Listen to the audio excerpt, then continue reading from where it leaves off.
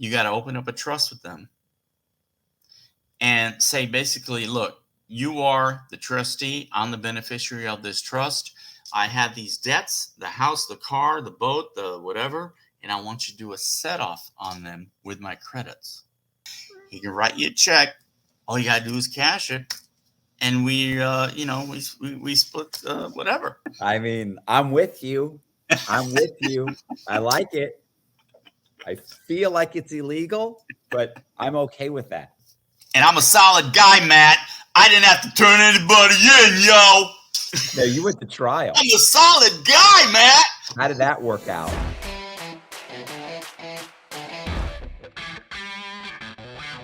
Hey, this is Matt Cox, and I'm doing an interview today with actually a guy that I know from Coleman Federal Prison. We were in the same unit. He was actually roommates with John Boziak, and he has a super unique story, and you really need to watch this because it's a very interesting and unique story about. You got to watch this. All right, let's start at the beginning, bro. Like, where were you born? I was born in New York City. Actually, this is what happened. Fidel Castro came into Cuba in January of 1959, and my father could see the writing on the wall of what's happening. And they decided that I was not going to be born in Cuba. I was going to be, they wanted to go to New York because my mother was an American and my father was Cuban. He was in Havana. He was a law student. And it's funny how they met. He was dating a woman named Ida, who I'll tell you later who she became. But Ida was dating him, and she had to go to New York. This was during the, when the mafia had the, casinos and stuff, and it was a party town. And Batista was the president of Cuba, then, right? Batista. This is before Fidel, right? And so she had to go to New York, and she asked her friend, who was my mother, Gina, to watch her apartment. And she said that her boyfriend would probably come over, and apparently he did, because here I am. So they started to entangle with each other, I guess, and one thing led to another, and they got married. So anyway, he once Castro came in, he decided, they both decided, I guess, that I would be born in New York City. So that's why I'm an American. But they went back to Cuba after I was born in New York, and they things just weren't getting any better. They could see things were kind of getting bad, so they moved to Puerto Rico, and that's where I lived till they got divorced. I think I was like 4 or 5, but I didn't speak English till I was like 7. And my mother, she lost custody of me because she had opened up, which in 1963 women didn't do this. She opened up a gay bar in 1963, which women didn't do. This is 1963. In Puerto Rico? Yeah, in Puerto Rico. And so because of that, she had lost custody of me. It was not something that women did, and the judge, of the course, didn't look favor upon that at the time. So custody was given to my grandmother, who my mother felt she was being screwed. So when she was given the weekend or whatever to have, visitation with me, she actually kidnapped me from Puerto Rico, went to New York, and I didn't see my father till I was 18 again. So, he searched for me for 7 years, but he couldn't find me. Plus, he had the language barrier. So what she did was, I guess we lived in New York in her apartment for a couple of years, but eventually I went to live with my cousins in Long Island. And, I ended up going to school. I failed first grade because I didn't speak English. I didn't know anything of what was going on. I failed first grade. Did you? Because I was stupid. You were dyslexic. I said dyslexia. My brothers and sisters say, I used to tell them I have a learning disability, and they go, "Yeah, stupidity." Yeah, well, I had a language disability. This is way before ESL. What is it? English as a second language, ESL stuff. Right. So, um, it was hard. I learned basically English by watching TV. I Dream of Jeannie, Gentle Ben, Octari, and all the Batman, Superman shows. Basically, because no one sat me down and this is what you say when you say English. No.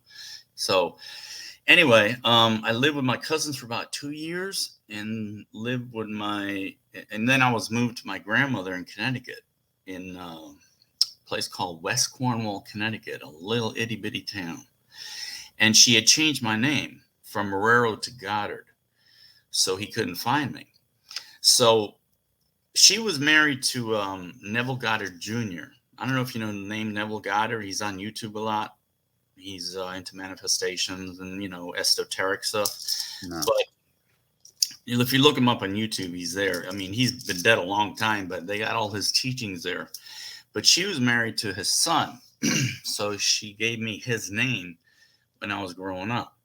My mother was not meant to be a mother. I mean, she was she was an actress and a singer, and I remember that. and a mess. Yeah, I sent you a picture of her, right?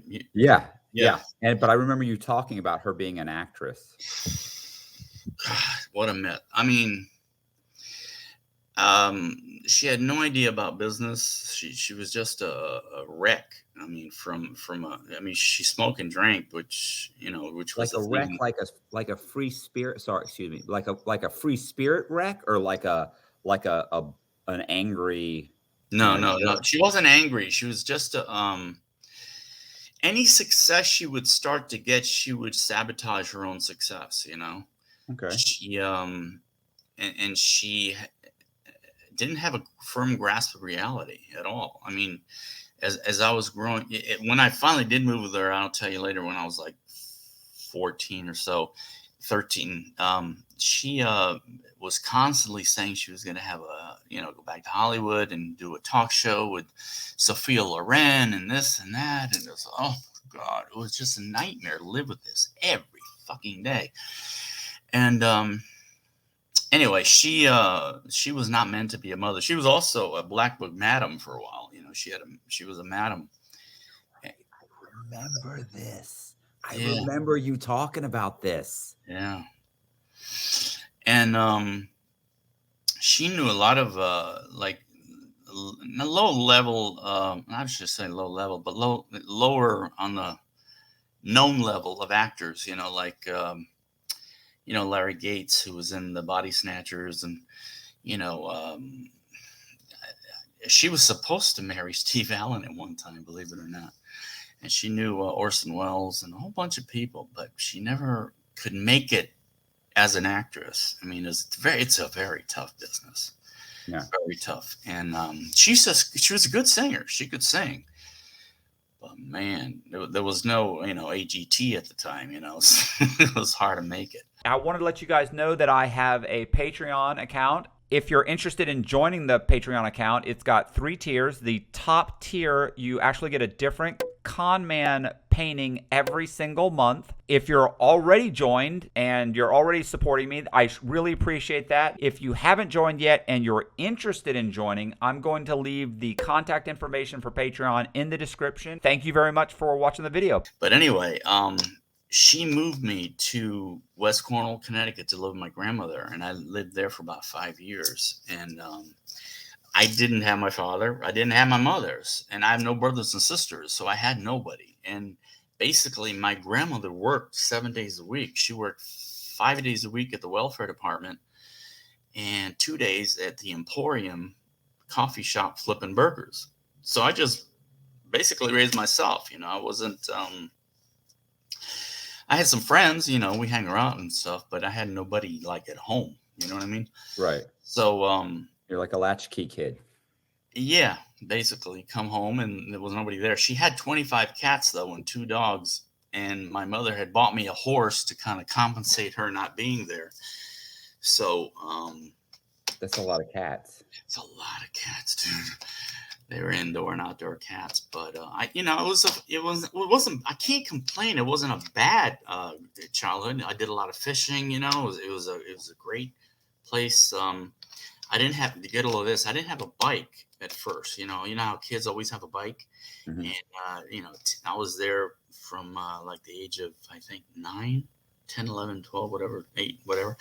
And one Christmas, she buys me a Peugeot 10-speed bike, but says that I can't ride it till I'm 16. So she brings it to Connecticut, gives it This to me is your for mom. my mom, Okay. and then brings it back to New York. At 16, you want a car. You don't want a fucking Peugeot 10-speed. Right.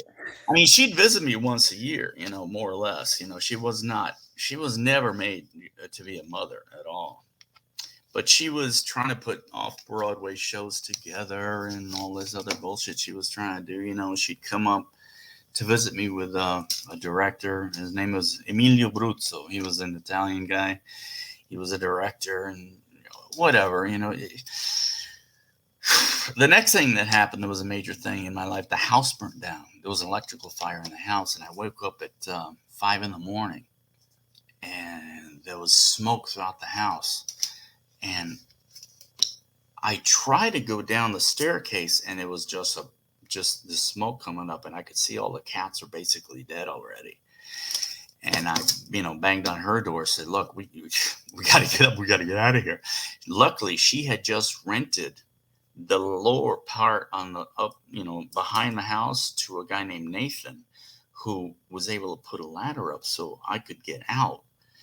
But what happened was when she went to get out from the upper stair down, he opened the door to the bottom of the downstairs, and the flames came up and reached to her, and she fell off the ladder, broke back, and got all burnt. It was a mess. And she ended up being in the hospital for quite a while, and I ended up living with some friends from school for, I don't know, a year or so. And my mother didn't even visit me for that. All the dogs got killed. The cats got killed, but the horse was fine.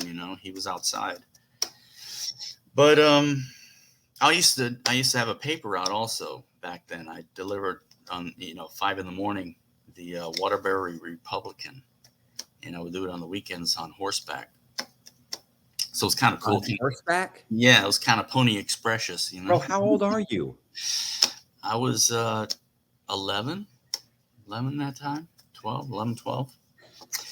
So after that, my mother finally gets some money from her mother, who had saved money. She was in vaudeville way back, vaudeville in the 20s. Yeah. So she had saved up the money, and she was going to live with us in a place called Wilton, Connecticut. And she rented this beautiful house on a lake that was owned at the time by Lillian and Russell Hoban, who were cartoonists. They did cartoon things for kids, books, right? And they were going through Europe. So the house was being rented at the time for like $1,000, which this is 1973, roughly. So this is, I guess, the market price at that time. So we moved there, and I call him my stepfather, but he was never married to my mother. His name is Bill Solon. Bill was a brilliant guy, a really brilliant guy. He had gotten a scholarship to Harvard University in 1959. Now, the way the scholarships work, there are two, one for male, Harvard, and the other one for female, Radcliffe. And he won in 1959. So this guy was really brilliant, but he was a bit of a savant. He couldn't drive. All he wanted to do was handicap racehorses. And he had been in the CIA, right? So he's smart as a whip. CIA grabs him up, and I had always asked him, what did you do in the CIA? And he said, basically, I would brief bomber pilots before they went on their bombing rates for, during Vietnam. But all his friends were Air America, and I don't know if you know what Air America is. They were bringing all the drugs into the country through the CIA. Right. So I learned later. I didn't know then at 12 years old. So But I learned later all his friends were basically Air America guys. So this is what happened to me at the age of 12, 13. Get a load of this. He's a massive gambler. Didn't hold a job other than bartending every now and then. All his money would go to, bet on horses. So my mother would work as a waitress, whatever, and I would work too. I was working as a dishwasher at a place called the Chaucer House in Maryland and stuff. But anyway, what happened was the circle of friends he ran around with was a guy named Bob Setner, Jack Harrington, Jackie Kilcullen, and a guy named Manny Gambino. Okay. Now, all of them were in debt, bad debt. And Manny Gambino was kind of like the black sheep of the family, I guess, for the Gambino family. And he came up with the idea, why don't we do this? Look, let's say that you guys kidnap me. And then what we'll do is we'll ask the family for money. We'll blackmail the family. And they thought it was a great idea. Seems like a good idea. What could go wrong? So they start with the letters and the phone calls, and this is 1973-ish, 4-ish, something like that. I don't forget the date, but so they started in with that. And to make a long story short, what happens is 2 weeks later, Manny Gambino was found in the trunk of a car at LaGuardia Airport with, he's shot to death. So I don't understand. What do you mean shot to death? I thought they kidnapped him. Oh, they kidnapped him, but he ends up in the trunk of a car in LaGuardia. They were his friend. He came up with the idea. So would the family not want to pay to get? No, something happened. Something else happened. We don't know. Now, years later, I in investigating what happened, two things happened. One thing is a guy named Eddie O'Brien was said to have killed Manny Gambino, which doesn't make sense because O'Brien is Irish and Gambino, of course, Italian. So I don't know what the connection was there. That's one article. And it said that John Gotti had killed O'Brien. That's why he got to be the head of the family, right? The second thing is read that Bob Setner had actually killed Manny Gambino over an argument.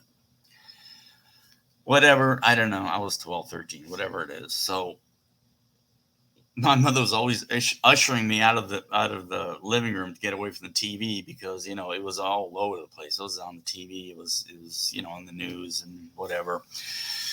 So he gets eventually sentenced, Bill does, to 3 years in prison, does a year and a half at Allenwood Penitentiary up in Pennsylvania. Now, I went to visit him one time, and I remember penitentiaries are not like the way they are now. He said that he couldn't walk past this yellow line.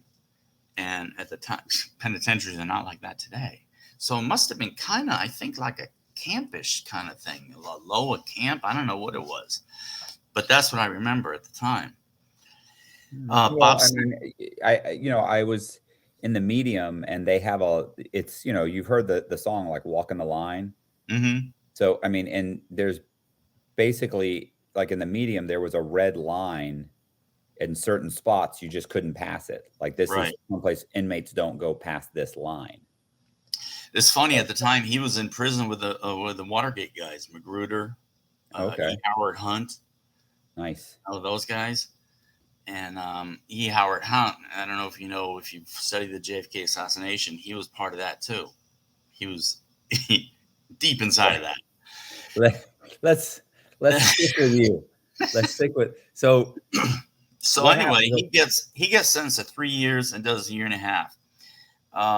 So does Jack Harrington, and Bob Setner gets sentenced to 15 years, does 3 years, and they try to poison him in prison, supposedly with hot cocoa. So I don't know who tried to poison him, but the mob, I guess, somehow. But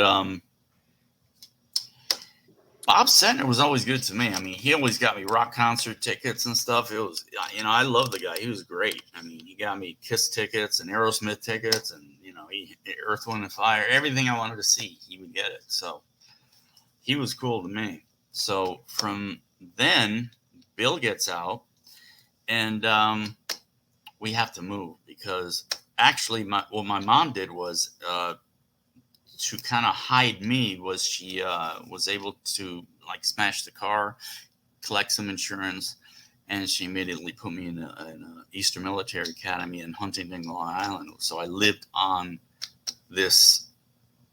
It was the former estate of Otto Kahn, who was a big, like council and foreign relations guy, kind of like a Rockefeller kind of guy. But I guess he sold his place to this, the military academy, and I was living there for a year. But she couldn't pay it all the time, so I mean, she ran out of money, and so they kind of kicked me out. We ended up being homeless in New York in the wintertime, which is fucking freezing if you don't know. We were living in a car in a Rambler in a station wagon.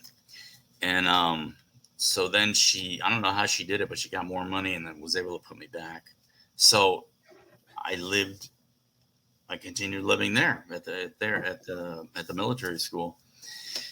So then the year was up. My cousin was there too. His name was Richard. He was the most obnoxious asshole you could ever meet. I mean, even his sisters, who were my cousins, Lorraine and Allison, couldn't take him. I mean, we all kind of said, look, when we grow up, we don't ever want to talk to this fucking asshole again. Richard is not going to be part of our life in any way. You remember Paul? Paul who? Paul what? Kakalakapus. What's his name? Remember Paul in prison? The name sounds familiar. With the bald head. He was there for kidnapping somebody. What about him? Was he more obnoxious than him? Oh yeah. Jeez, this guy was intolerable. Paul was super. Oh, yeah, no, Richard was too way much. Worse. Oh yeah, way worse. So go ahead. No, go ahead. Say, like, when do you graduate high school? Like, when you're. Oh, I'm not even there yet. Okay. We moved around because she thought the way they were thinking was the mob was going to come and kill us. I mean, she didn't know what the hell was going to happen. So she had to get rid of me, like put me in school, put me somewhere where nobody knew who I really was or whatever, and because my name was still Goddard. It wasn't Marrero, Right. So, and my father was still looking for me. I don't know. He gave up after 7 years. So I don't know. I guess he wasn't looking for me anymore. But from there, we went to New Jersey. We lived in Bergen County, New Jersey, a place called Westwood. Boring. God, it was horrible. And I remember, let's see, The Exorcist had just come out then. How old were you then, Matt? The Exorcist? Exorcist. 1974, 5? Oh, it would have been 5. Yeah. 5 or 6. Yeah. And from after that, let's see, we moved from Bill was getting out, so he had to be next to a racetrack. So we moved to Laurel, Maryland, because they hold the Preakness there. It's a local racetrack. So we moved to Laurel, Maryland, and I got a job as a dishwasher at a restaurant. My mother got a job as a waitress, and so he could, do his gambling. And I don't know, he's back, just to move back real quick. There was a place in between. I don't know where it was, if it was Laurel or where he had supposed to have been taking this money from this guy to bet on these particular horses. And he didn't bet on those horses. He bet on his own horses, right? And the horse won. And the other guy's horse won. And so we had to fucking get out of town again. It was crazy, man. It was just, it's hard to have any kind of high school or any kind of school when you're constantly like leaving because the mob's after you or somebody's after you.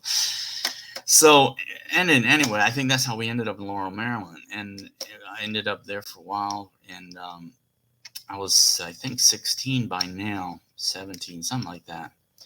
And my mother wanted to take me to Europe, right? So we were going to go to Europe, and we were all excited. I was going to take my classes early, all my you know, tests and everything, and everything was going to be cool. Well, at the last minute, she couldn't go. She didn't have enough money to do it. So I took what little money I had, which was $500 at the time, and I went to Europe. So because she had already bought the tickets, she couldn't get a refund. So I said, look, I took my classes early, my tests early. I told everybody in my classes I'm going to Europe. I got to go to freaking Europe. So I have a backpack and I go to Europe, and I go for 6 weeks, and I backpack all through London. I went to, I landed in Heathrow Airport. I went to London for a while. I saw the Queen's Silver Jubilee. And from there, I went to Dover, took the whatever the boat is, to Calais, France. And from there, I went to Monte Carlo, Paris first. And then I went to Monaco and Monte Carlo. It's the first time I ever saw naked women on a beach. I was like, yeah, I like this place. This is fucking cool. Pre-internet? Way pre-internet. Yeah. And then, let's see, what happened? I went to Spain, Italy, ran out of money in Italy. Funniest thing is she had a friend in Rome named Cesare Rotondi who was able to give me money to get back to England, to get my plane, to get back home. But I took an Interrail pass, took a train around, those countries, and then made it back home. Took the wrong flight home, but at least I got home. And it was quite a trip. And when I got back, it was August, right around, it was July I got back. And the next month, Elvis Presley died. August 1977. I'm sure that had nothing to do with you. No. I wouldn't feel bad about it. So then we were totally out of money in every way. I mean, Bill wasn't working. She couldn't continue working. It wasn't willing to work or something. And she would just kept on doing this. If I were only in California and I could do this show and constantly, Sophia Loren and this and that, whatever. And I said, look, you know what? Do your thing. I'm going to get a job at the Pimlico Racetrack. And I became a hot walker for about 6 months, 8 months, something like that. I quit school and became a hot walker. And a hot walker is the guy who walks the horses when they come off the racetrack, after they've been exercising in the morning. So you're up from 5 a.m. and you're exercising the horses until the race starts, I think like 12 o'clock, 1 o'clock, whatever it is. And then you take those horses and you walk them, and you're freaking walking all day long, every day. It's exhausting till 6 o'clock at night. And I was living right there on the racetrack above the horses, and there was nothing in the room but me and a cot with a bottle lamp. It was a huge room. And so I did that for about, 6 months, 7 months till the school year started again. And then I went back to school, and they decided they're going to move because they were just broke completely. She was going to keep her promise that the letter that she had sent to my grandmother back when I was 4, saying you're going to meet him again when he's 18. I was just about to be turning 18, so they decided to move to South Florida. So I met my father. They came down here, and I met my father when I was 18, and I had long hair and glasses, man. I was like in my Led Zeppelin days, you know what I'm saying? If you guys didn't know, I do paintings, and if you're interested in a painting, I'm going to leave my contact information in the description beneath the video. Back to the video. So he was like bald and never, had seen me before. Last time he saw me, I was 4 or 5 years old. And so first thing I did was get a haircut, and get contact lenses because I had glasses at the time, and big, thick glasses.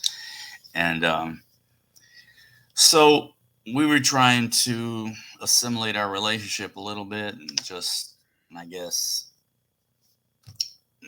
get it together a little bit, but it was working, but it wasn't working. You know what I mean? It was like we were so different in certain ways. I was more Americanized, and he was more Cuban. He was, he had a rough time learning English, real rough time, and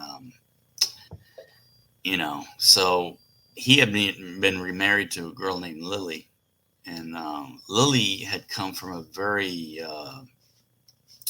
high-end family in Colombia. Her father had started Avianca Airlines, and he died real young when he was like 35, something like that, of a heart attack. And the uncle stole the business from her and her mother and left him basically penniless. So that's another story I don't really know all of it about. But back to Ida real quick. Ida had married a guy named Tito Puente, which you don't know the name if you're not Spanish, but Tito Puente was a big band leader. And he wrote the song Oye Como Va by, Santana did it. Oye Como Va. Yeah. So he had written that song and a few others, but he was a big band leader. So she married him. And, she was like a real good friend to me. And I call her all the time from prison. She ended up dying while I was in prison, but she was in her 80s. But my mother died early. My mother died when she came down here. She died when she was like 56. I was 21. I did some modeling at the time. Made her happy. I remember that. Weren't you a model or something like that? Or yeah, I was a model. I was trying to study acting and stuff, but acting was for me. I didn't like it as much. I like screenwriting. I took a 2-year course from Hollywood Scriptwriting Institute and how to write motion pictures, and I liked that a lot better. Right.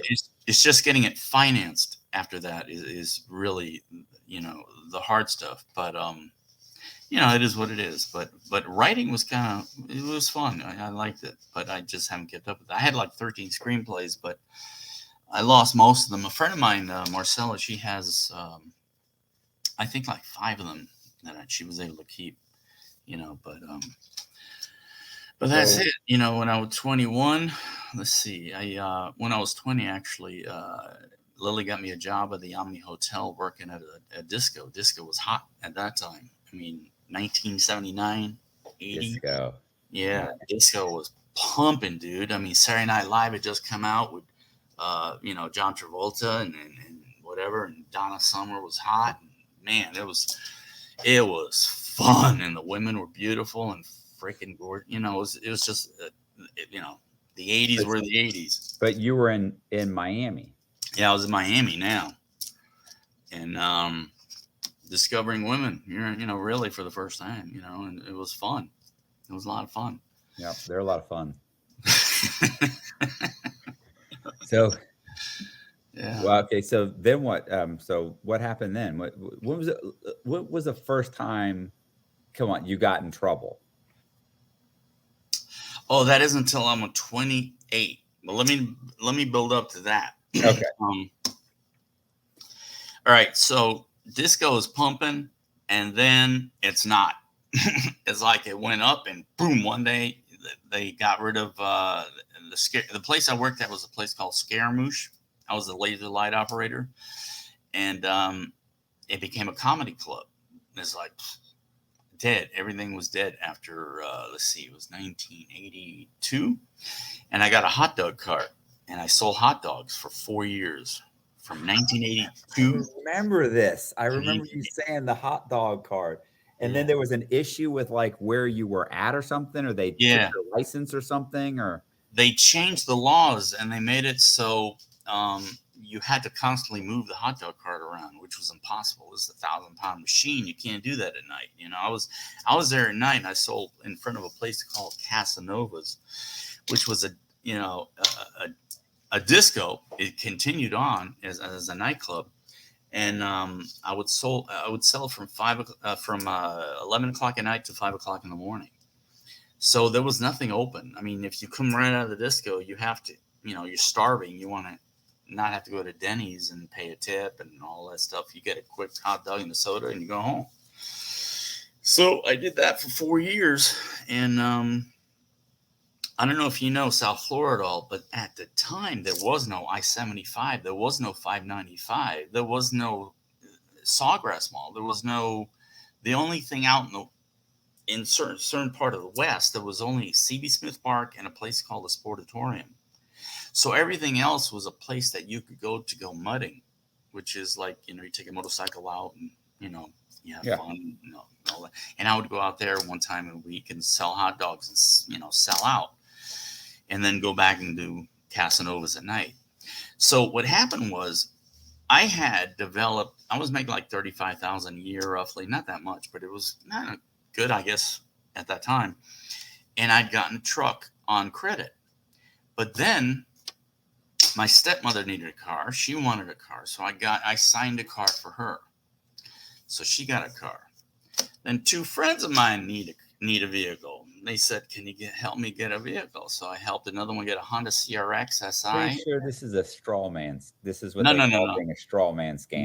No, has nothing to do with that. Not a straw man. But when you start financing vehicles for other people in your name because you have good credit, they call that a straw man scam. Yeah, but it's not the straw man thing you're thinking of that I will explain to you. I know. And the other guy wanted a Ninja 600 motorcycle. So you've got 4 cars and a bike in your name. Yeah. So I got my truck. My stepmother, Lily, she got a VW Cabriolet at the time, which was a cool car. A Honda CRX SI and a Ninja 600 motorcycle. Now, something happened to everybody's life at one point or another where they can't afford to pay these things. So it would end up back in my lap. And so now I'm losing the business because I've been doing it for 4 years and I'm tired and they're changing the laws on me. So I guess it's time to move on. And I had already been doing foreclosures for a while in real estate. I knew foreclosures really well. And what do you mean doing foreclosures? Finding property. I had been finding properties with a guy named Julio Gonzalez for about a couple of years. And we had, in 1 year, we did 14 houses, that he bought. But he fucked me out of all of them because I didn't know enough to get an attorney and get a contract. And then, I was still young. I was 20, 21, 22, 23, something like that. But learned a lot. But with foreclosures, I had learned when a property is really not being occupied, it's really left. The people have gone. And this other guy latched on to me. His name was Abner Arce, and he didn't know what I knew, and he just fucked it up. And he was driving. Oh, I also had a BMW at the time. Forgot to tell you that. Of course. Those 5 cars. So anyway, what we would do is, what I was doing anyway, was I could find the foreclosures in the list pendant stage. In Florida, there's list pendant, default, and final judgment. So I found them in the list pendant stage. I would do my due diligence to try and find the person, but if I couldn't find them, they were either dead or they went back to Colombia or they were whatever, I would jimmy the door, open it, see how badly it was inside, do minor repairs or fixes, and put it for rent. So that does not sound illegal at all. So if you collect first, last, and security, let's say rent is whatever, $800 a month, and you times 3, you do 10 of them a month, you're pulling in pretty good, renting out other people's houses. I mean, I'm with you. I like it. I feel like it's illegal, but I'm okay with that. Go ahead. So how'd that work out? So Abner did not know, and I would tell him what properties are good, which are not, and you don't fuck with a property that's very nicely done and repaired, and he did, and he got us in trouble because he was driving my car. Everything led back to me. So that was the first thing, because I wasn't sentenced to anything but probation because I'd never done anything before. I'm not into drugs and alcohol and all that bullshit. I don't smoke. I don't drink. I don't do alcohol and drugs. So none of that was my thing. So I was given probation for, I think it was 2 years. And after that, let's see, what was the next thing I did? What does it see? 25 years. 25 years went by. And a friend of mine, Jose, had hooked me up with a property foreclosure in Hidden Bay, which is Aventura, which is on the top floor. It was going to foreclosures. It was 40th floor, could see the ocean, could see the bay and everything. And one day he says, I got this guy who does what's, the checks for corporations. And for multiple corporations, it's a company called ADP or something like that. ATP. Oh yeah, ADP. Yeah. They do payroll taxes, and they always have a surplus of cash. And he said, they don't need it.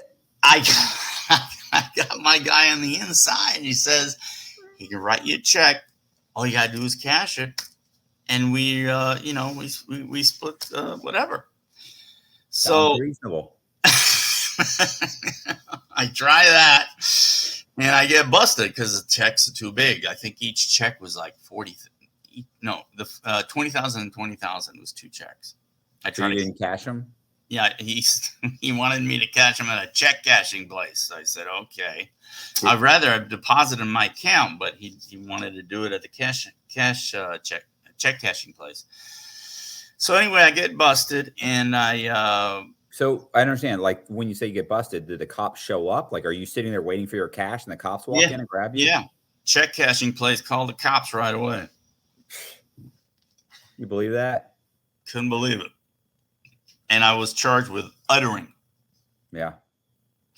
So I do, let's see, because I hadn't done anything in 25 years, so I did, a year of probation.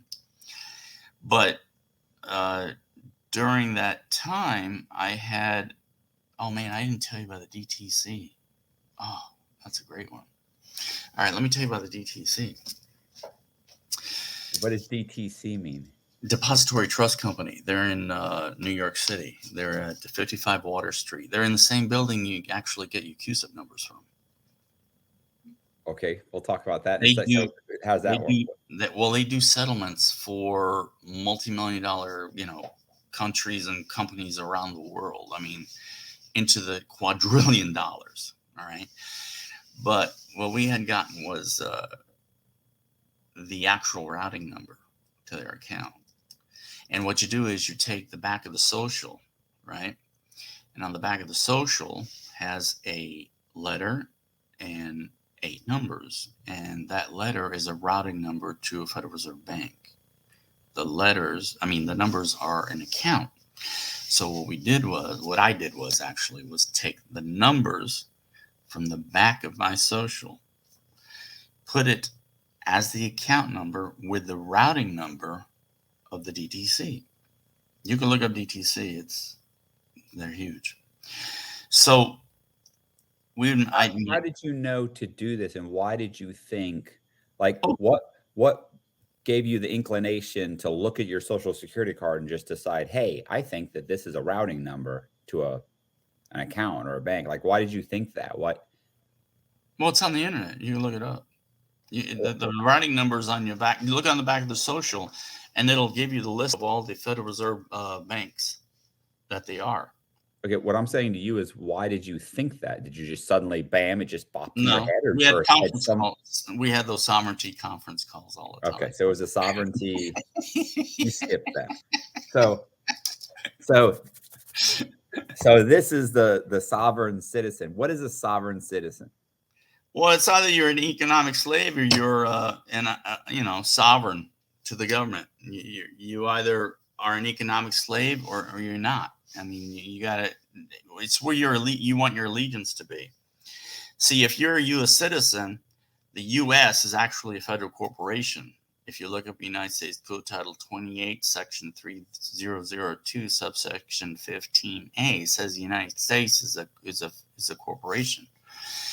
And you being a citizen of it makes you an employee of that corporation, believe it or not. So you don't want to be that. It makes you a slave within the system. It's like being a slave to McDonald's. You know, it's not where you want to be. So you want to be separate and a sovereign from that. But anyway, let me tell you what happened with the DTC. So I made out checks. And the checks, dude, would clear like that. I wrote my friend Adrian Hines a check for $10,000 on a Friday night. By Saturday morning, 9 o'clock, it had cleared. I was like, what the fuck? And, but the thing was, and we were doing ACH for cars, you know, paying the cars off ACH. And what does that mean? ACH means it's done over the phone. They don't actually get a check or anything like that. You're doing it over the phone through ACH. Right. They actually create their own check. Yeah. Right.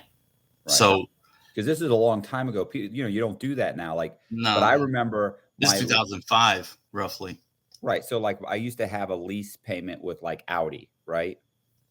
It was actually it was Volkswagen. It was Audi. It was for my Audi, but it was through Volkswagen because Volkswagen owns Audi at that time. And they would, you know, like if it was due on the first, like if they didn't have the check by the first, they'd call me up and say, hey, do you want to just pay it over the phone? And I'd say yes. And all I had to do was give them my routing number and everything. They kept it on file. And they'd call me back on like the third or second or third and say, hey, and what I realized was they were just creating a check and doing a phone verification for my signature, and then they were depositing it because I hadn't mailed the check yet. So, because that's what you're talking about as far as that. So you were making these checks, right. But you're doing it over the phone and giving them this routing number. They're creating the checks and then paying for things. Right, and we got the titles of the car in the mail like a week later. So the cars were paid off. These were for, you know, friends of mine that I knew. So, but the problem was everything would start reversing like a month later, except Best Buy's. And I think it's because they have the same transfer agent. I'm not quite sure. There were a couple times where things did not reverse, and we, you know, was able to keep the stuff. It was, you know, it was pretty fun. It was until we try to buy a property for $6.3 million, and then you know, Secret Service called the title company and said, "What's going on here? What are you doing?" And that's when we decided to stop. I never got arrested for that though. Never, you know, nothing happened with that. So what they do? Would the title company call you guys and say, "Hey, the Secret Service just called us," and you just walked away and never went back? Yeah. Never changed your phone number, stopped answering calls, picked up and moved. But we did get some cool stuff. You know, got some stuff at Best Buy. You know, 2 washer dryers and things like that, and just, you know, we'll spent like $5,000-6,000 there. It's small stuff, you know, but it was fun. All right, so this is one I want to get to because I think it all kind of derives from the sovereign citizen thing. When did you first hear about what a sovereign citizen was and that the United States was a corporation? That, you know, when did you hear about all this and how did that happen? Like, how did you get into that? Because you skated over that. Well, I actually, let's see. I knew back when I was selling hot dogs, a cop had given me a book called Non-Dare Call a Conspiracy by Gary Allen, because I had cops that were my customers at selling hot dogs. And I read it was incredible. I mean, it's a thin book, but the information, it was incredible. And it said basically one of the things that it doesn't matter who you vote for. Democrat or Republican, because they're both groomed by the Council on Foreign Relations and the Trilateral Commission. So it doesn't matter who it is. It's a one-party system. And it's really from there, from I think I was 22, 23, that I started to really see the world differently than I used to. I only voted once, and that's for Ronald Reagan. I didn't vote for anybody else after that. It's all a TV movie, you know, it's all a show. It's a movie. So, but to answer your question, it wasn't until, let's see, when was it? I learned about the straw man thing about 2004. That's when I really started learning about the sovereignty stuff. And you know, the straw man is basically your name in capital letters sounds like you, but it's not you. It's a corporate fiction that they created at birth. You are a vessel on the sea of commerce, and basically your house is a ship in dry dock. Sounds crazy, I know, but a corporation court cannot bring another individual into court. They can only bring another corporation officially. So they make you a corporate fiction, and you are dead to the court. Your name, capital letters, is a vessel. It's not you. Your name, you the living man, or lowercase. Okay, so this is the idea that like your social security number and your birth certificate and everything is all in capital letters. Driver's And that's why license, when passport. your passport, everything the government issues is in capital letters, because that somehow means that they're designating you as a corporation or a corporate entity. Correct. Okay. And then, as I think I showed you when we were both in prison, is that they take your court case and, you know, they add CUSIP numbers to it, just like your birth certificate. You are traded. Your birth certificate is a stock certificate that they trade. And like in court, when you first go to prison, you know, get arrested, you want to bond out. So they give you a bond, and they add to that in appearance bonds, your appearance bonds and things. And they add to that what's called a bid bond, performance bond, and payment bond. They pull all these bonds together, they securitize them, and they sell them as asset-backed securities on the stock market, which are later connected to REITs, which are real estate investment trusts, mutual funds, governments, construction loans, things like that. So I found my CUSIP numbers, my major CUSIP number and my minor CUSIP numbers. Basically, Fidelity is trading my major CUSIP number. And what they do is, when you first are brought into court, they ask you, which way do you plead? So there's honor and dishonor. If you're going to stay in honor, you got to say guilty. But you got to be guilty of the facts, but not the crime. See, all crimes are commercial under 27 CFR 72.11. All crimes are commercial.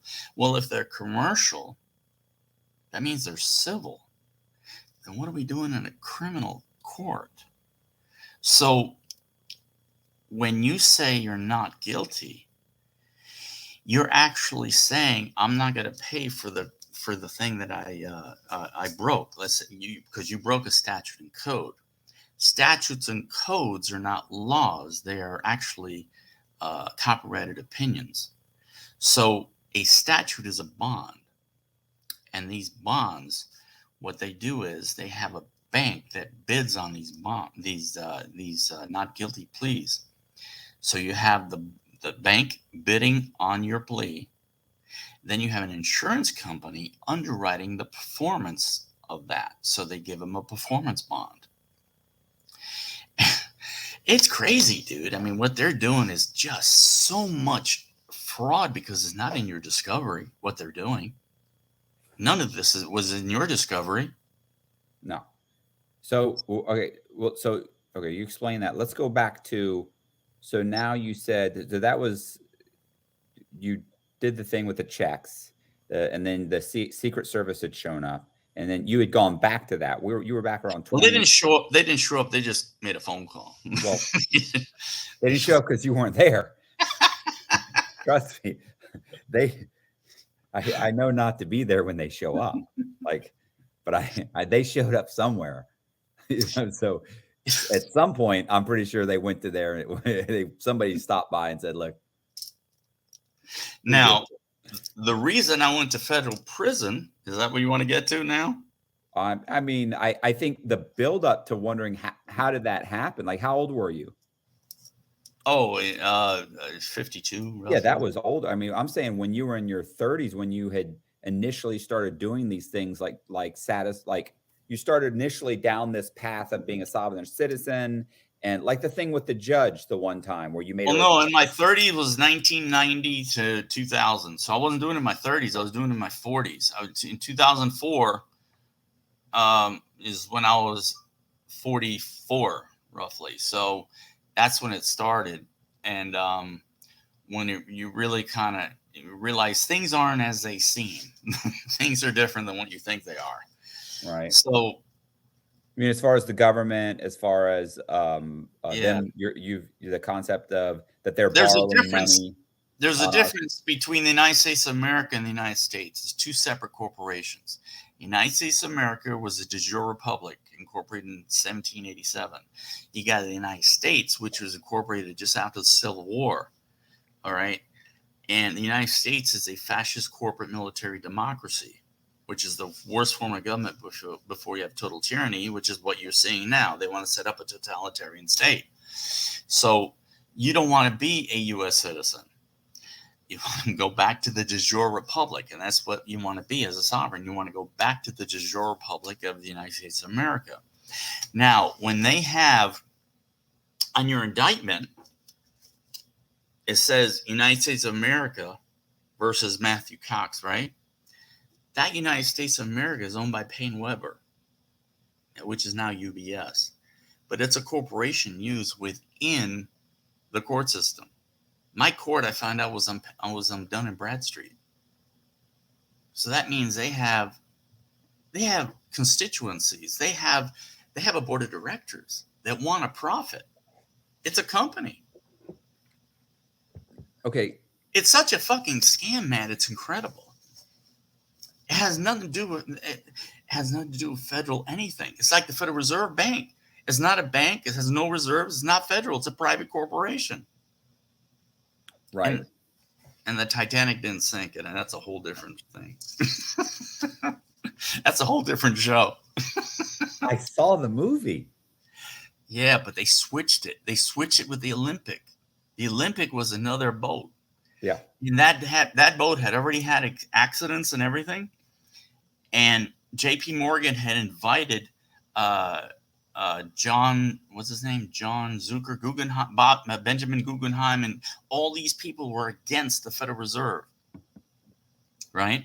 Okay. So he invited him on this initial trip of the so-called Titanic, but they switched it at the last from the Olympic to the Titanic. They switched the names, and everything that needed to go on the Titanic was not the Titanic, it was the Olympic, because he upped the insurance of it. And if you look in your computer right now, go to Google, look at who owned the White Star Line, who created the Titanic. And it was J.P. Morgan. He's a slick motherfucker, boy. All right. So he needed to get rid of his enemies. This was 1912. And guess what happened in 1913? Federal Reserve Bank goes right through, not a problem. Those bastards. And they did it during Christmas time. Nobody was there.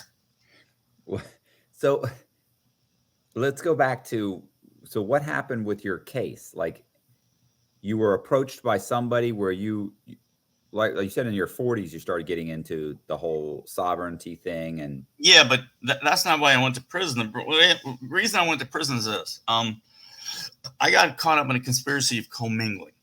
Okay, so basically, what were you doing? Telemarketing. Telemarketing. Telemarketing. Like, I just call people. No, you got to go to jail. And it wasn't that many phone calls. It was maybe 35, 40 phone calls I did, maybe. And what were you guys doing? What was the setup? What was the whole thing? I'm getting to that. Tim Turner had a seminar And one of the things in the seminar were regarding 1099 OIDs. Ironically, I ended up in prison with Tim Turner at Oakdale, Nice. Oakdale, Louisiana.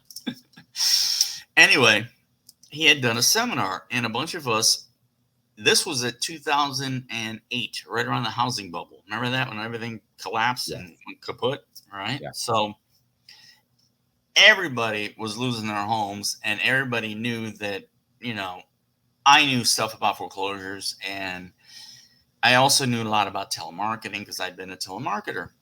Right. And this friend of mine, Mike Biter, who is now doing 24 years, and David Klum asked me if, I would do some telemarketing for them. I said, sure, why not? I knew them from church and stuff, So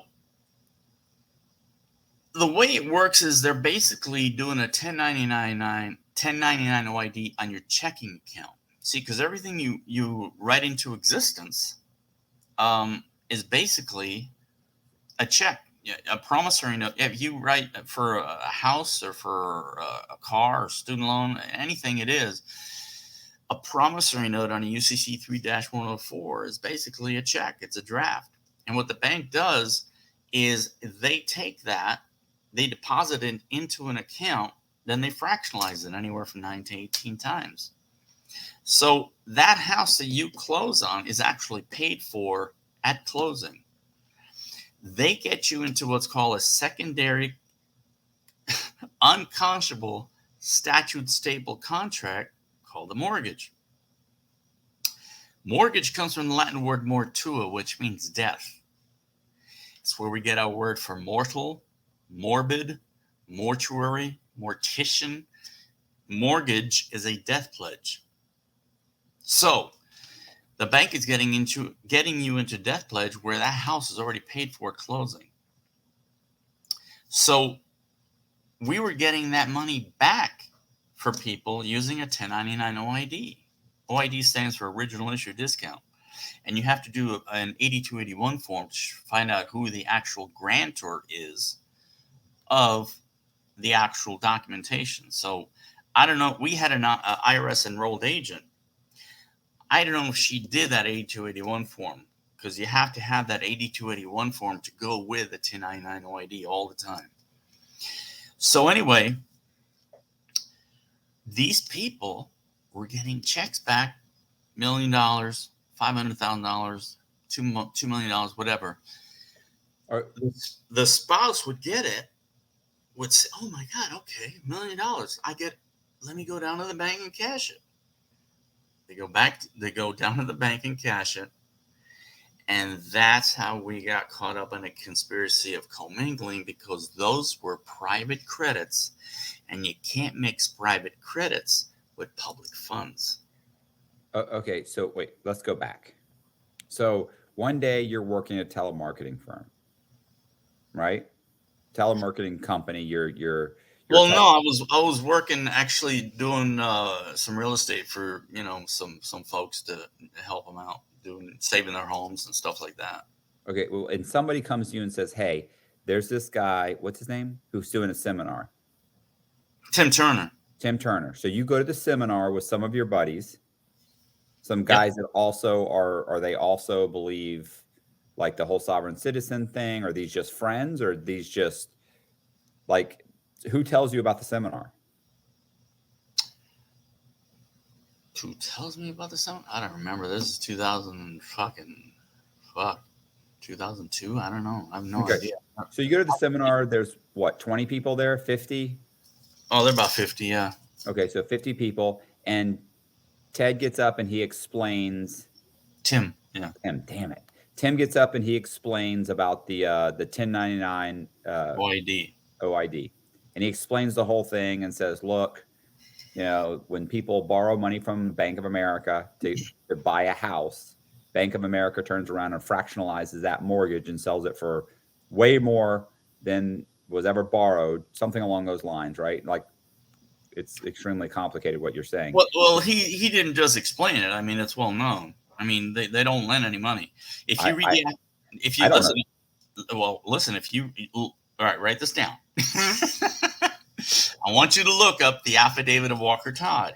Walker Todd is an attorney for the Federal Reserve Bank, and he states basically that the banks do not lend money. Okay. I remember this because I remember you talking about it. You actually had like I think you had the actual letter or something. It was in a book or something. Hold on. I think it's a halfway house calling me. Okay. No, it's not. It's somebody else. Hello? Anyway, yeah, I had it in a book. I don't know. I don't think you read it though, but no, but you had it. I remember you talking about it and showing it and saying, right. And it was, they can't loan money of their depositors and they can't loan money of the original investors. So where does the money come from? You know what I mean? They legally cannot loan the money. Well, okay. So let's, because that's going to be insanity here. So I mean, this is another show that you might want to do, but I could bring you in for evidence on that. Also, there's a video if you want on YouTube called by Professor Richard Werner, and he goes into the facts that banks don't loan money; they take promissory notes and turn them into securities. That's the whole purpose for them to do. But somehow or another, you're saying that when I borrow $200,000 from Bank of America to buy my house, the moment I close on that, it creates a document that's fractionalized, and therefore that loan is already paid for. Yeah. So that house, that you didn't have a loan. You just said the loan was paid for. You didn't have a loan. It's like you signing a check and giving them a check. That house was paid for at closing. They didn't loan you anything. There was no consideration. And if you know, the banks never show up at a closing. They're never there. You just created a trust where they became the beneficiary of this constantly monthly payment that you're making. They didn't loan you any money, gave you no consideration. Everything is fraud. From the moment they start, everything is fraud. Okay, so this guy says, hey, look, I need you guys to make some phone calls to get people to. Well, no. The phone calls were from people who had already taken the seminar. So they already knew what was up. They knew they had already been to the seminar. He gave me phone numbers or whatever to call. The guy who was with Tim was his assistant. His name was Buddy Love. So Buddy Love would give me the numbers and and the names, and I'd call them up and say, hey, you just went to the Tim Turner seminar, and then I would go into my spiel about, do you want to do it? We can get it done for you, whatever. I said, I don't remember now. It's been too long, but basically they were interested and wanted to do it. So I was able to get I don't know how many people involved in it, but they did it and they got money back. So you guys you filed taxes though, right? Didn't you do something on their taxes? Like you had to file some forms for them? Yeah. You do the 1099 OID, the 1096, the 1040V, the whole bunch of stuff. But we had an IRS enrolled agent, Penny Jones. She was an IRS enrolled agent. So anything. But she worked for the IRS? Did she? Yeah. No, she was an IRS enrolled agent, meaning that she went to classes or studied things that they had taught or whatever, but she wasn't an actual IRS agent. She was an IRS enrolled agent, which is different. Okay. So paperwork's filed. These people give you their paperwork. You then file documents for them. And then the IRS does. Okay. Well, she does. Yeah. The IRS cuts a check back to them. And they got to have 3 approvals from 3 different departments to get that check to that customer. So the IRS approves it. They get the check. But what they should have done, listen to this. This is what they should have done. And I realized this later in prison. You can't cash the check. They don't tell you that. You got to sign it back over to the Treasury Department. You got to open up a trust with them. And say, basically, look, you are the trustee. I'm the beneficiary of this trust. I have these debts, the house, the car, the boat, the whatever, and I want you to do a set-off on them with my credits. That's what they should have done. But they didn't.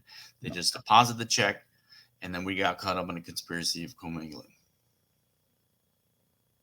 Okay, so And I'm a solid guy, Matt. I didn't have to turn anybody in, yo. no, you went to trial. I'm a solid guy, Matt. How did that work out? So you do this, and what happens? So they got back a bunch of money. Didn't a lot of people get money back? Weren't they cashing? Oh, in the millions, in the millions. So people were depositing money. In the millions of dollars. There was like one was like $500,000, one was like $1 million point something, one was like there were millions of dollars being deposited. People are depositing the checks. If you look up my name on Google, -tax case, it goes into, it says it was roughly $160 million we got back. Okay. Roughly. How long did this go on?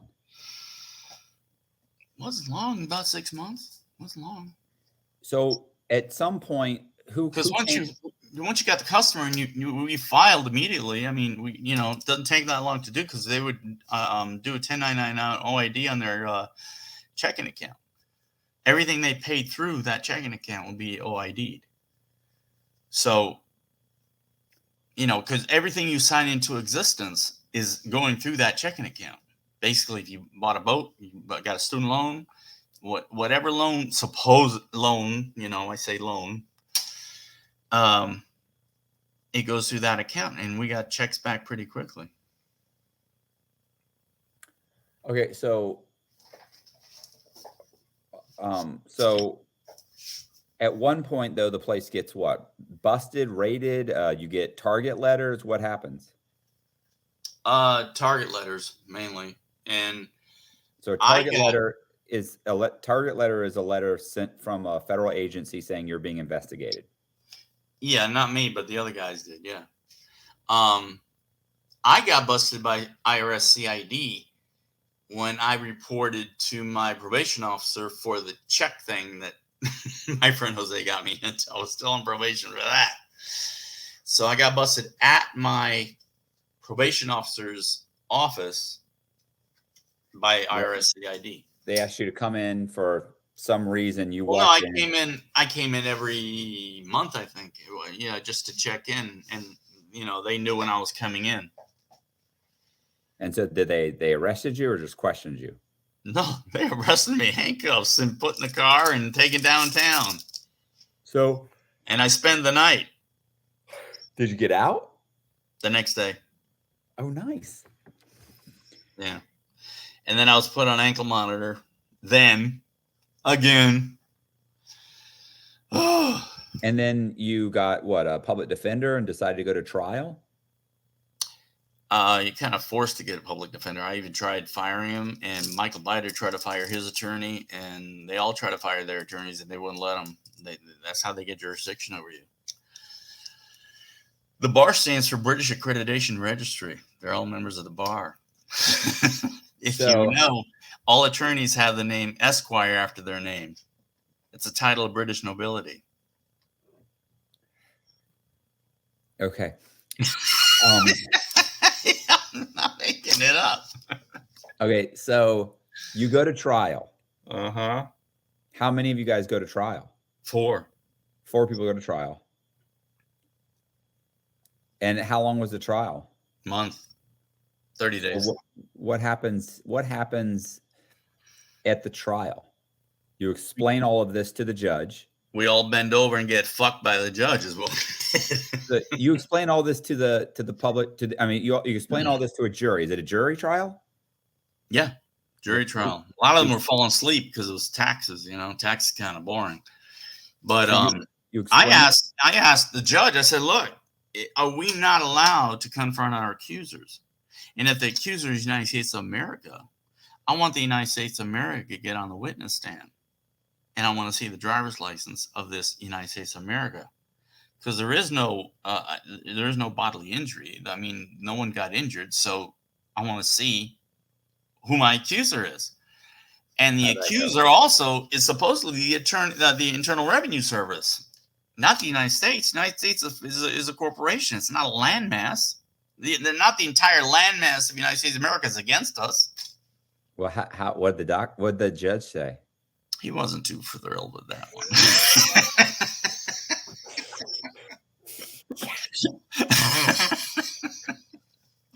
I'm assuming the United States didn't show up. No. They said the U.S. attorney represents the United States government. So, okay, so what ends up? So anything else notable? Like, I mean, did you explain that the United States, the court didn't have jurisdiction over you? Did you tell them that? Did you do the whole? Yeah, but they didn't want me speaking after a while. You know, they didn't want me talking. Who didn't want you talking? The judge. So, I mean, you can do some of these things, but they don't want you. You know, I tried to fire my attorney, but they didn't want that, because that's how they get. Like I said, that's how they get jurisdiction over you is through that attorney. But yeah, it was it's quite the experience realizing they don't care about truth. I was bringing in some evidence that they didn't want to bring forward. They didn't want anybody to see. One of us is a videotape. You can watch it on YouTube. It's called America, Freedom to Fascism, which is what the IRS. Yeah, I saw that movie. Yeah. The movie. Yeah. Yeah, it was pretty good. It was a good movie. That was a good movie. Aaron Russo put it together. That was in the theaters. America, Freedom to Fascism? No. It's yeah, documentary. It's a documentary put together by Aaron Russo, who did Trading Places with Eddie Murphy. I know. I saw it it wasn't like in like AMC theaters. It was in the, you know, kind of like the off. I saw it in the theater, though. It was kind of an off, you know, like where they do artsy films. Right. It was in one of those theaters. I saw it. Well, I saw it when I was on the run. I saw it in 2006. No kidding. Yeah. Okay. And you learn there is no law to pay taxes. Well, you know, I watched the movie. I listen to what they have to say. We've had this discussion where, you know, you can show me all this stuff and you can tell me all these stories and you can show me the law and everything. But in the end, they have the guns, they have the manpower, and they have the prisons. And if they say everybody's paying. And the whole time they're dragging you away, and you're screaming, this is illegal. You can't do this. You have no rights. And, you know, you can complain the whole time you're locked up in prison about how you shouldn't be here. Your rights are right this way. Yeah. But, you know, you're going to do that time. So, so what happens? They eventually they get you for how much? 15. 180 months, 15 years. For 15 years, they find. And my friends did 24. David Klum and Michael Biter are doing 24 years. Did they get out for the COVID thing, or? No, I don't know. I don't keep up with them. Penny Jones got 12 years. Dale Peters got 12 years. He's got. We communicate through Telegram. And there was another guy named Michael Smith, I think, or John Smith, something like that. He was in California. He got out after 3 years. John Smith. That doesn't sound made up. So you went to prison, and I met Matt Cox. There you are. Did you do the 2255 or anything like that, or did you? Nah. You appeal? And you know what? Didn't you appeal? Yeah, we did an appeal, and that was denied. And Frank Amadeo wouldn't even take my case. No, he wouldn't. He read it. I know. I remember. And he said he read it all in one night. I don't know how he did that. I couldn't even read it in one night. But he said he read it, but he wouldn't take my case for whatever reason. I don't understand why. Mine, I would think, was simple compared to kidnapping or drugs or whatever. But. Well, I mean, it was a month-long trial in front of a jury that didn't buy the idea of the 1099 OID. They didn't buy it. Like, they didn't believe that was a real thing. And so, right, they eventually said, hey, you broke the law by getting this money back or filing these false tax returns. I mean, it was actually tax fraud, right? It wasn't. What was the actual? No, it was defrauding the United States government. Okay. That's what I went to prison for. It was United States Code Title 18, Section 20. No, it's 286 and 287. What was the dollar amount that they said you owe? $5.4 million. 5.4 million. Yeah. Which Um, I never saw, so I don't know how I can owe it, but whatever. the combination of all. That's my restitution. Was that money that did they ever get the money back from these Yeah. people? They got it all back. And they want more on top of that. Crazy, huh? So how long did you fight your case? So when we were locked up, you were fighting the entire time to get out. Once the appeal was denied, because I remember you were waiting for the appeal to get denied in order to file your straw man claim to get out of prison. Yeah, but then I got shipped. So I you know how it is. All your paperwork gets all discombobulated and shit. So I got shipped after. I think I was in Coleman. I think was it 2 years? I think, or a year and a half. It was a couple of years, I think. But yeah, whatever. So 2 years, and then I got shipped, and then I got shipped mainly because I proved that the FRP payment was all bullshit, and right. they didn't like that at all. At Oakdale, get a load of this. When I was at Oakdale, no, I'm sorry. All right, this is what happened. I went from Coleman to Yazoo. Yazoo Low, I was there for 8 months, 9 months, something like that. And then I was put at the camp for 6 weeks until I got caught with a cell phone. I got caught with a cell phone. And You're then not supposed to have a cell phone, Chris. No. So, well, let me tell you, it was a shock when I got there. The minute that the first day I got there, and the guard went around the corner, that place opened up like a telemarketing room. I couldn't believe it. Everyone was on the phone. It was like, what the? Like a call center, dude. I couldn't believe it. And so, I mean, I had to get a phone. So I got a phone. But the thing is, I'm blind. So I was looking at the cell phone real close one night, and all the lights were off. And I was, looking at it real close because I'm blind. So the light is in my eyes. And it takes a minute for you to focus the room. And this little guard came up on me and found me, charging my phone. But anyway, I ended up at the pen. Shoe. Ooh, from the camp to the pen? Yeah, because that's where they keep the shoe. Okay. And I was there for 6 weeks, and then I went from there to Bloody Beaumont. And I was at Bloody Beaumont Low for 2 years. And that's when Hurricane Harvey hit, man. That was almost a riot started there because all the electricity was out. That means you couldn't flush the toilets, dude. Had no AC. The guards weren't showing up for work because they had their own issues. Their own houses were being flooded and stuff like that. So they weren't showing up to work. We couldn't get food, couldn't use the toilet. I mean, they had to bring in porta potties in. So the toilets were full. They couldn't be flushed because there was no electricity. And they had to bring fans cabled in through. It was crazy. It was really a situation that was going to get bad real fast. But anyway, I wrote a BP8 after all that happened. This is like a year later. That United States Code Title 18 had never been ratified by Congress back in 1947. Truman never signed it. And we all fall under crime and punishment, which is United States Code Title 18. They didn't have a quorum. A quorum was 218. They had 38-6. And they passed it during a holiday when nobody was really there. So Truman never signed it because of the sign-die adjournment.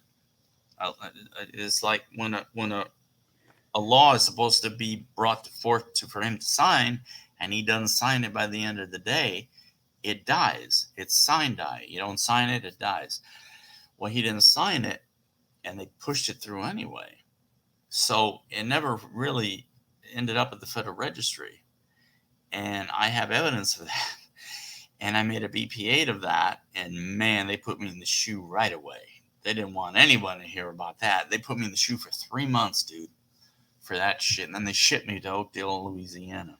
So you were basically telling the Bureau of Prisons that they didn't have jurisdiction over any of the inmates.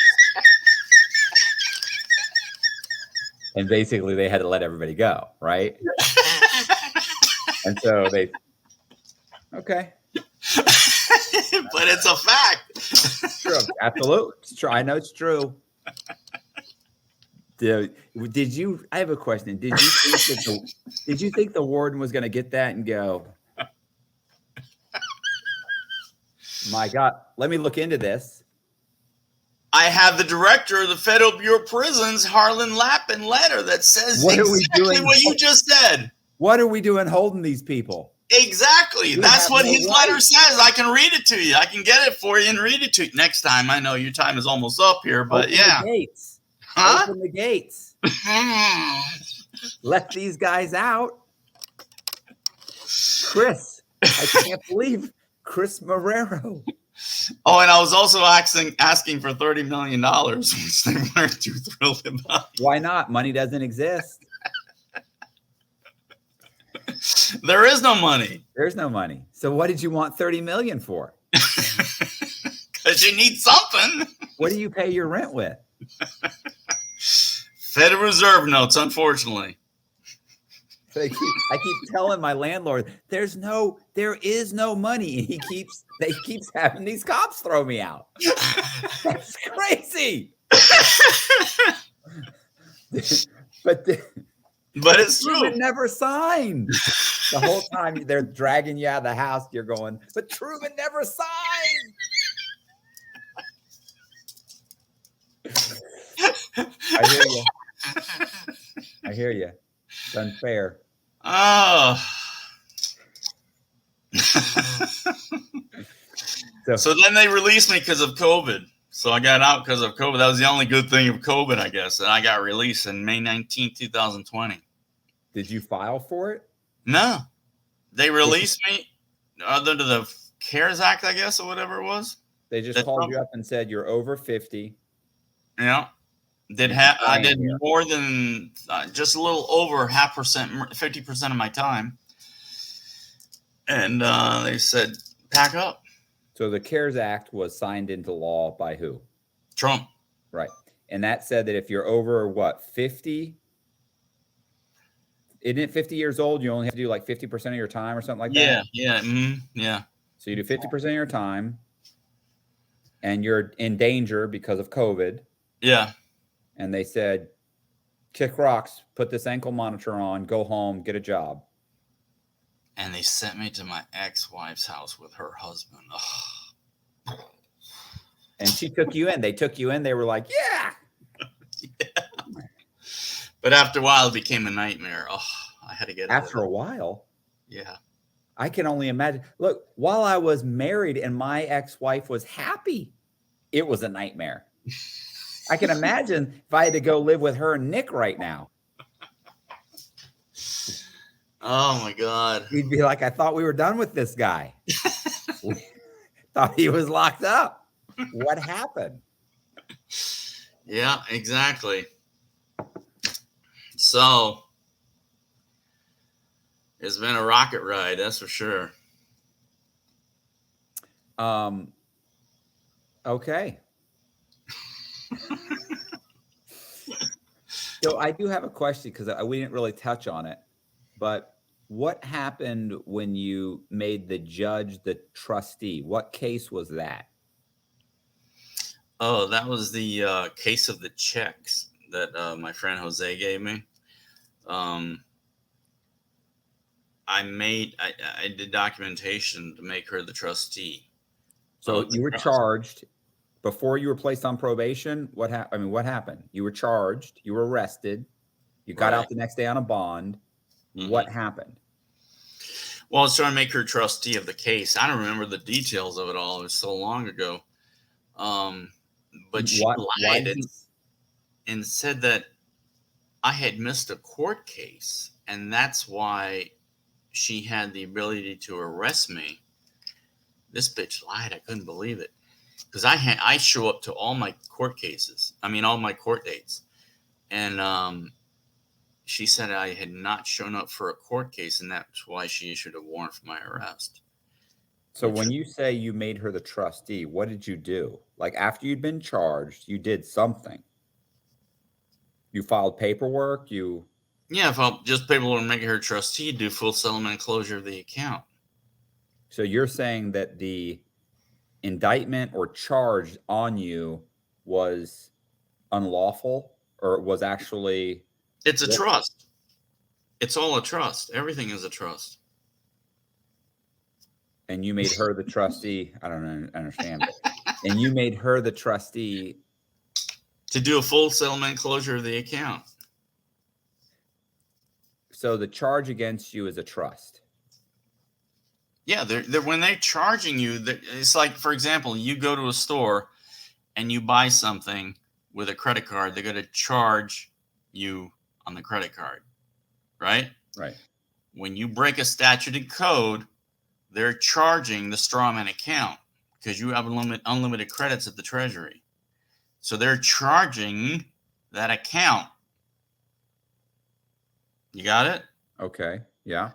So what I'm asking you to do is just do a full settlement and closure of this account, because each case is an account.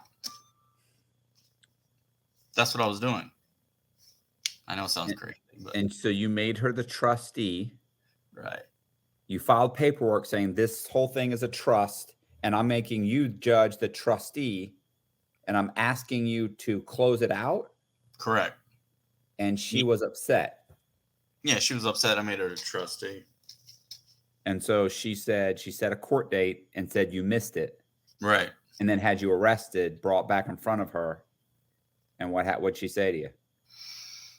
I didn't go in front of her. I went in front of someone else. Some Probably other guy. Conflict of interest because you'd named her as a trustee. Yeah, I think, or something like that. What'd that judge say? Did he find that comical, or? No, they don't ever find anything comical. I know they don't. Like, did he say, boy, you really got Judge Judy over here. She's really upset. Like, oh, you killed me. I can't stand her either. No, nothing like that. No. So what they say? Just cut it out. I don't remember. It was just they let me go. I mean, it was just stop it. Yeah, it was just they didn't sentence me to anything or anything like that. They just dismissed the case, which is what I wanted anyway. This is just stop this. I see you filed this, and stop it. I better not see my name as a trustee in this case. And they said, we're just going to let you go because you're a problem. That's what you want to be. You want to be a problem. Yeah. You don't want to be just lay down and let them walk all over you. You want to be that problem. You know, Tim Turner said one time in court, he said, Judge, what rank in the military do you hold? And the judge dismissed the case right away. Let him go. They don't want to answer certain questions because they're all Admiralty Maritime courts. They're administrative courts. They're not Title III courts. They're all administrative. And if it's an admiralty court, they don't want to even discuss the fact that it's a military tribunal, which is what it is. So when you ask him, what rank in the military do you hold? He dismissed the case right away. It's oh my! So the court, the court is. You're saying that courts are not criminal courts; they're maritime courts or something, or what? What is? They're Admiralty Maritime courts, yeah. Which is, like I said, you are a vessel on the Sea of Commerce. Your name in capital. If you look at a cargo ship, all the letters are in capital letters. So you are the vessel on the Sea of Commerce. And basically, they're pirates entering the vessel to steal all they can steal. I mean, to steal your life, steal your time, steal your money. You know, it's crazy, but they're thieves. I mean, on another show, I'll show you evidence if you have time to be able to show the screen and show the evidence and whatever and hear whatever, you know. It's interesting stuff, but putting it to our work in action sometimes, you got to remember. I was gonna say, but I still ended up in prison. I'm still on an ankle monitor. You can't do this. You want to see it? Here it is. Oh, my God. Got it. Did you tell your probation officer about this? No. You didn't tell him about the maritime thing and they can't do this? And no, he didn't. Well, no, I don't even talk to them about it. They're so stupid. It's just, you know, it's not even worth the argument. They're really dumb. You got to go through the courts if you're going to go through all that.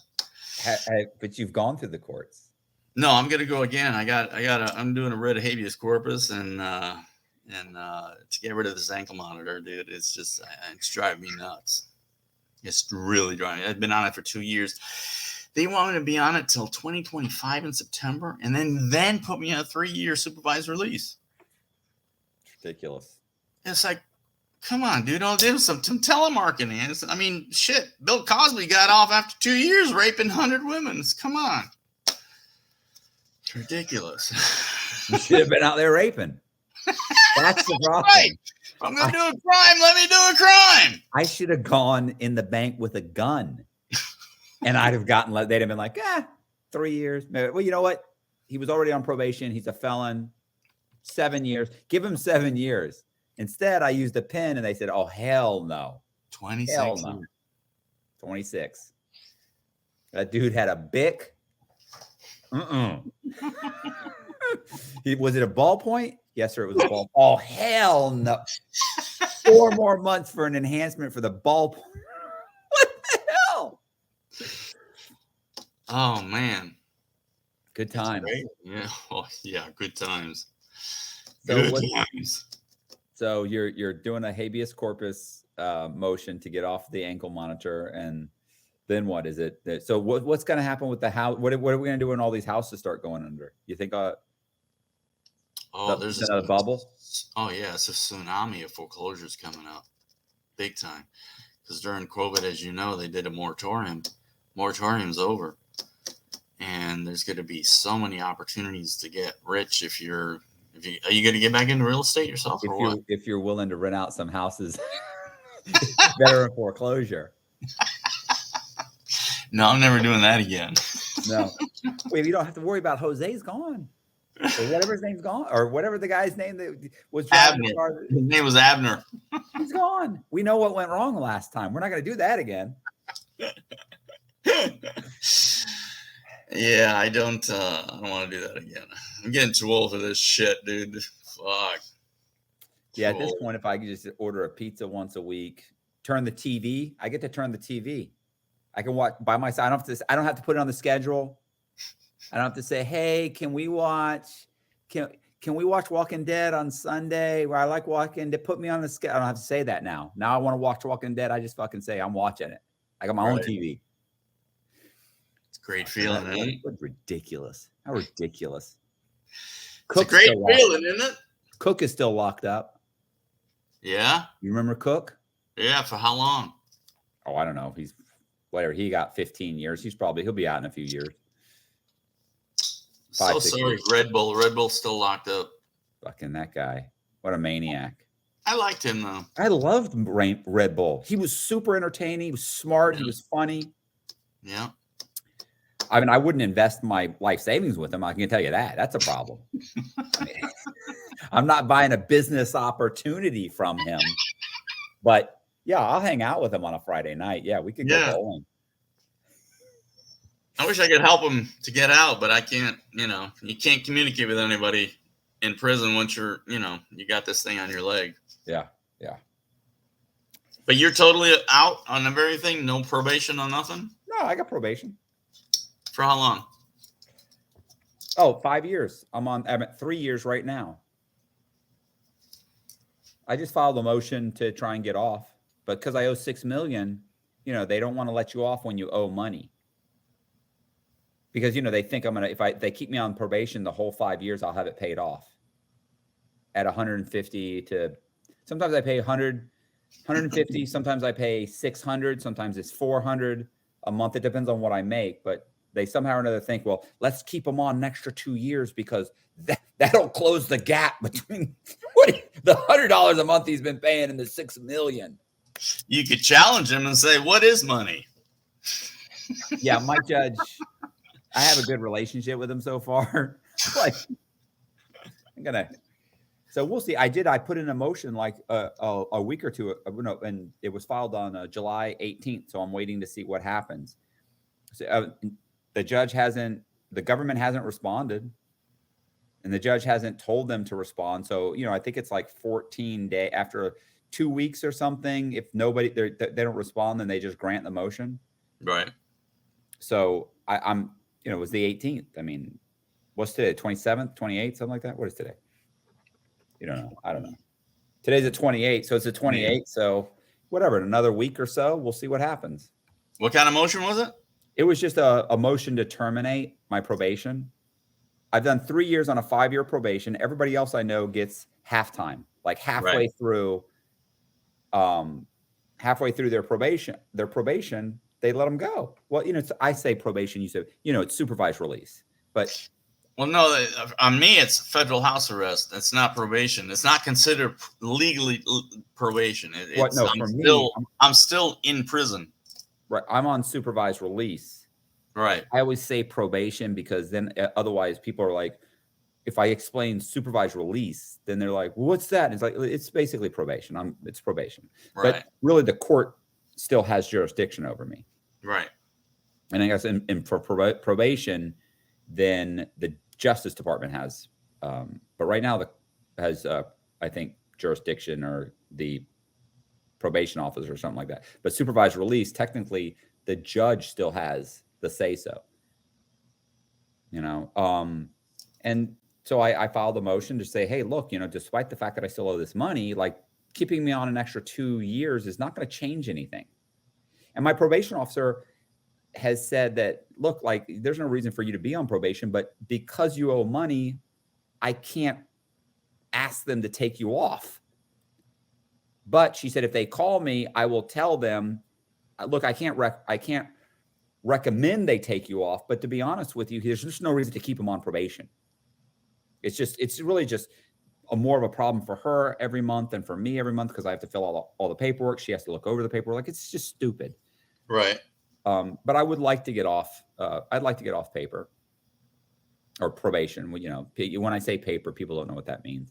You have to understand most of the people that are watching these types of things. Like, if I say paper, like I'll say probation because I don't want to say supervised release because they don't understand. But everybody knows what probation is. And I don't say, a lot of times you're talking to another the guy that's been locked up. You'll say, well, I want to get off paper, and they're like, paper? What's paper? I want to get off my probation. So we'll see what the judge says. And Bosiak doesn't have any, does he? Bosiak has never successfully completed a probation. He has been on probation most of his life. He has never completed one. He just fucks up so many times while on probation. They eventually say, like literally his last one, the judge said, you are unsupervisable. Yeah, I saw that show. Get out of here. Like, just go. He's like, well, no, we're just canceling it. We're done with you. You're just a waste. You're a waste of the probation officer's time. So yeah, that's it. He lucked out. All right, so we're pretty much done. You're on ankle monitor. We're doing the countdown. You're gonna file some motions. I'm assuming that whatever you're filing, they'll deny it or throw you back in jail. It's just fine. It happens. The writ is going to be pertaining to United States Code Title 18 that it wasn't ratified by Congress. Are you serious? Yeah. Have you filed anything with the judge about this whole thing? Not yet. You did the appeal and you never refiled anything? No. So this will be the first time he hears about the United States, never ratified. Should be a good, we'll have to hear about that. We'll have to do an update. I'd love to see the response. All right. Good times. I'm sure he's going to accept that and be like, oh, absolutely. My God, what's been happening? I've been making so many mistakes. Let these guys out. Hey, if you like the video, do me a favor and hit the subscribe button. Hit the bell so you get notified of videos like this. Also, leave me a comment in the comment section to say if you enjoy this video or anything you think I could have done to improve it. And yeah, I'll definitely I will try and respond to any comments left in the comment section. And thank you very much to Chris Marrero for telling us about all kinds of stuff. And yeah, I appreciate it. And thank you guys very much. And I'll see you.